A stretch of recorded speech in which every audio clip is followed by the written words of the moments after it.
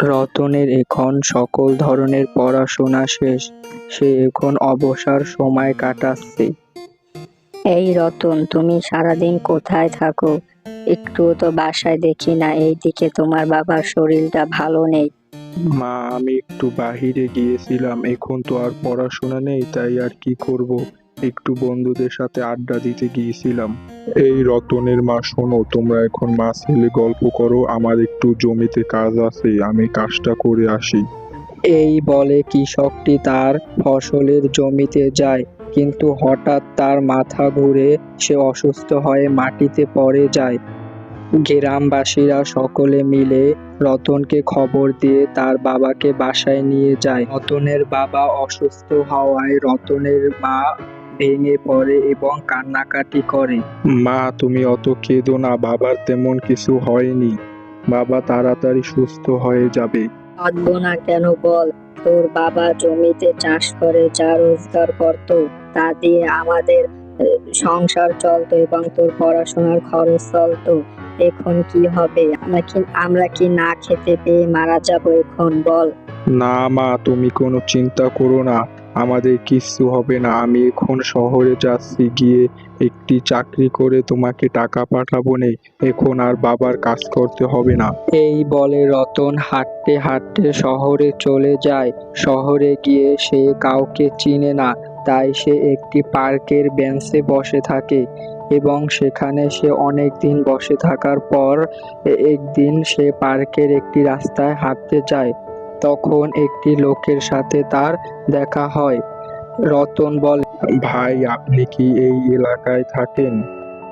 ভাই, আমি ঢাকাতে নতুন এসেছি, আমার একটা খুব ইমার্জেন্সি একটি চাকরির প্রয়োজন, যদি কোনো সন্ধান দিতে পারেন তাহলে ভালো হতো। আমার কাছে একটি চাকরির সন্ধান আছে, যদি আপনি চান তাহলে করতে পারেন, কিন্তু সেখানে গেলে আপনার শিক্ষিত হতে হবে। ভাই, আপনার তা নিয়ে কোনো চিন্তা নেই, আমি পড়াশোনা করছি, আমি পড়াশোনা অনেক ভালো, আমার পড়াশোনা শেষ। তাহলে আমার একটি বন্ধুর অফিস আছে, সেখানে আপনি গিয়ে যোগাযোগ করতে পারেন, আমি বাসায় গিয়ে তাকে বলে দেব, আপনি সেই অফিসে চলে যান এখন।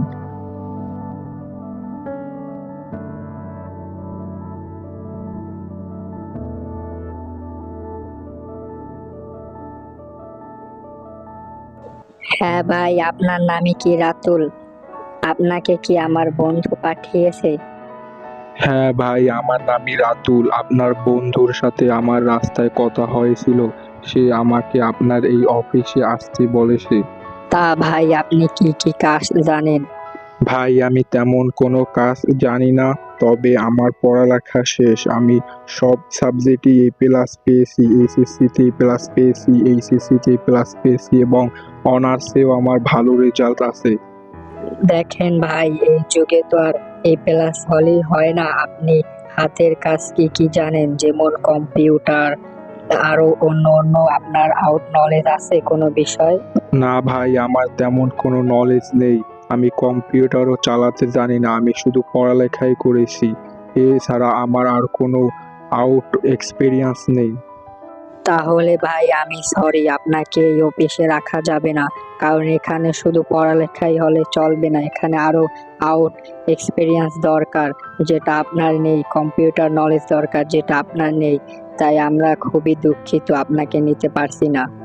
আমাদের অফিসের পাশে আরেকটি অফিস আছে, আপনি চাইলে সেখানে গিয়ে যোগাযোগ করে দেখতে পারেন, সেখানেও চাকরির জন্য লোক দরকার। ঠিক আছে, তাহলে আসি ভাই।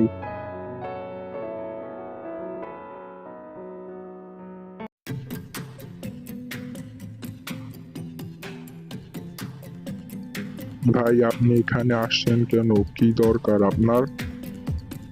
ভাই, আমি আসছি একটি চাকরির জন্য, বাহিরে একটি নোটিশ দেখলাম আপনাদের লোক লাগবে, এই জন্য আসছি। হ্যাঁ, আমাদের অফিসে তো একটি পোস্ট খালি ছিল, লোক দরকার ছিল, আপনি কি চাকরি করতে চান? হ্যাঁ ভাই, আমি চাকরি করতে চাই, সেই জন্যই তো আসলাম। তাহলে বলেন আপনার যোগ্যতা কি আছে, আপনি যে এই চাকরিটি করবেন, আপনি পড়াশোনা কতদূর করেছেন? ভাই আমি পড়াশোনায় অনেক ভালো। আমি এসএসসিতে প্লাস পেয়েছি, এইচএসসিতে প্লাস পেয়েছি এবং অনার্সেও আমার একটি ভালো রেজাল্ট আছে। দেখেন ভাই, এখন তো আর এইসব ভালো রেজাল্ট দিয়ে কাজ হবে না। আপনার পড়াশোনা ছাড়া আর কোনো পূর্ব অভিজ্ঞতা আছে কি?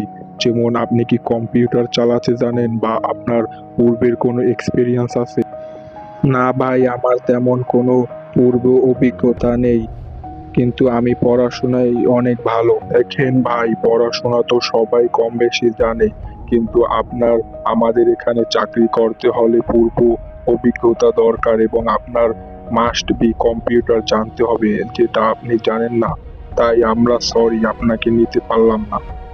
এরপর রাতুল কোনো উপায় না পেয়ে সেই পার্কটিতে চলে যায় এবং বেঞ্চে বসে কান্না করতে থাকে। সে এখন কি করবে ভেবে পাচ্ছিল না, তাই সে তার গ্রামে চলে যায়। রাতুল তার বাড়িতে গিয়ে দেখে তার মা কান্না করছে। মা, তুমি কান্না করছো কেন? কি হয়েছে তোমার? বাবা কোথায় গিয়েছে? কি আর বলবো রাতুল বাবা, বল। তুই শহরে গিয়েছো চাকরি করতে, চাকরি করে আমাদেরকে টাকা পাঠাবি, কিন্তু তুই কোনো চাকরি না পাওয়াতে তোর বাবা দীর্ঘদিন অসুস্থ ছিল এবং সে মারা গিয়েছে। এই কথা শোনার পর যেন রাতুলের মাথায় আকাশ ভেঙে পড়ল। সে হতভম্ব হয়ে তাদের খাটের উপর বসে পড়ে এবং নিজে নিজে বলতে থাকে, কি করলাম আমি শুধু পড়ালেখা সারা জীবনে? এই পড়ালেখাটাও ঠিকভাবে করে আজ আমার কোনো চাকরি নেই। যদি আমি শুধু পড়াশোনাটা না করে এর পাশাপাশি কিছু শিখতাম, তাহলে আজকে চাকরি পেতাম এবং আমার বাবাকে এভাবে মৃত্যুবরণ করতে হতো না। আমি আসলে একটি অপদার্থ, আমার দ্বারা কিছু হবে না। তো ছোট বন্ধুরা, এই গল্পটি দ্বারা আমরা বুঝতে পারি যে আমাদের শুধু পড়াশোনা করলেই হবে না, এর পাশাপাশিও আমাদের কিছু শিখতে হবে।